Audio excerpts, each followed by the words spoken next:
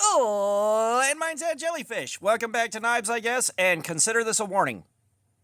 You know what you did. But do me a favor and hit that like button, or everybody at work will not stop making eye contact with you all day long tomorrow. And a light just shined upon my porch. Jeff Bezos came down from on high to deliver me a new Kizer. So, it's been a minute since I bought a new Kizer, and this one's been on my radar for quite a while. Ever since I saw my first videos on this thing when it came out, I've been super pumped for it, but, looking at stuff and adding it to my list, of course, other shinies get in the way and I'll forget about it till it pops up again, and this one popped up on sale. So, let's get into the box and see what we have here. Let's get to the part that you care about, but, come on. Time! And they even gave us a snack. And we have extra screws with thread locker on them, which is kind of neat. But we've got, of course, the usual insert with the microfiber and the Kizer general use and care dealie. So all the usual accoutrement. Okay, so let's take a look at what we're holding, because it'll bother you if I don't, and you know I love you. So, first things first, and most importantly, the pocket clip is tip up, which is the Lord's carry. We have got the brown micarta on the scales. Pocket clip is reversible. We have got a thumb hole, so let's flick the hole. That always sounds dirtier than flicking the bean. It really does. But we have got 3.11 inches of 154 cm steel. And at the time of recording this, it's on sale on Amazon for $34.50. Okay, now that that's out of the way, I've had a chance to handle this and kind of look at it and get a feel for it. This thing is pretty interesting. So just looking at it in appearance, like, I love the shape of this thing. I really love the blade. The grind on here is really interesting, and I didn't notice that until after I'd paid for it and went back and looked at it a couple times to, of course, check and make sure it was actually shipped out and all that, and getting impatient. The grind on the tip, sweeping like this, is an interesting choice.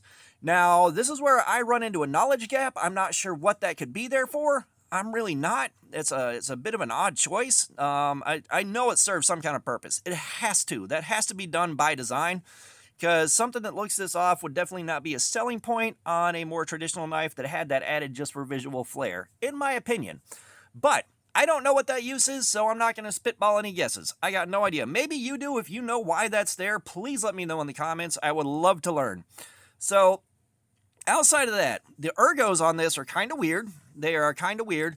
There's a bit of a hollow grind right here on the back of the scale. Let's see if I can catch that on camera. You can kind of see right there. There's a hollow right there, and the corners are reasonably chamfered. There's that $5 word again.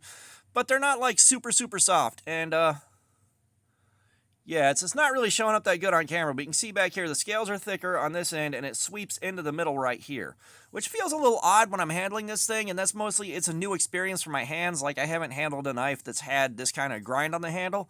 The way it looks, I assume if you've handled a Benchmade Osborne 940 a good bit, this will feel pretty familiar. It's new to me.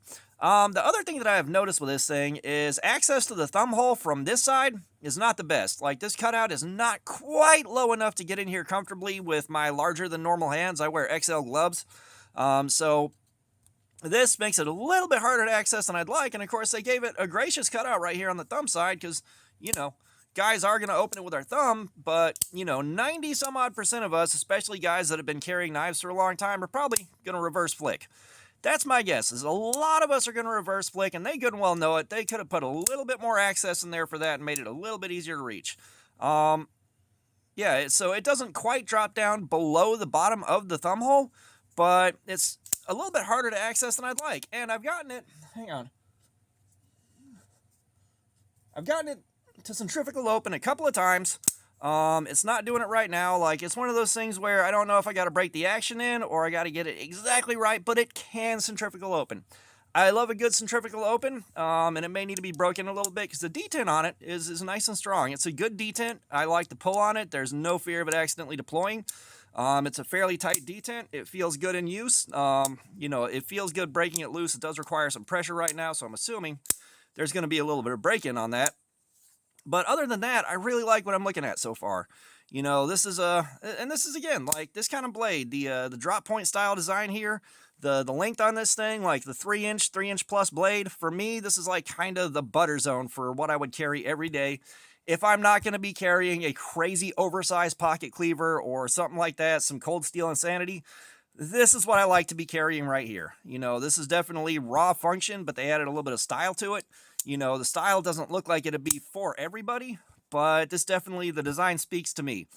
I can see where the design wouldn't necessarily speak to everybody, but, a little bit of funk to it. I like it. So this is just my first impression of this thing coming right out of the box. The edge on this thing, the factory edge, is fairly decent.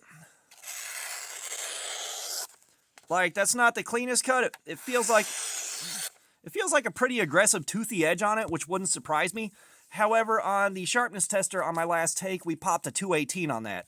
So it's definitely a good factory edge. It is a solid factory edge.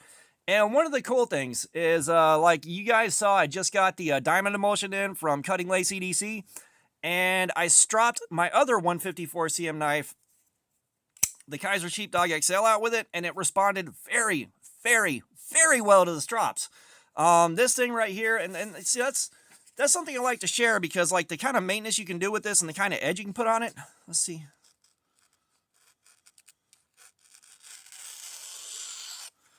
Like, no resistance at all on that.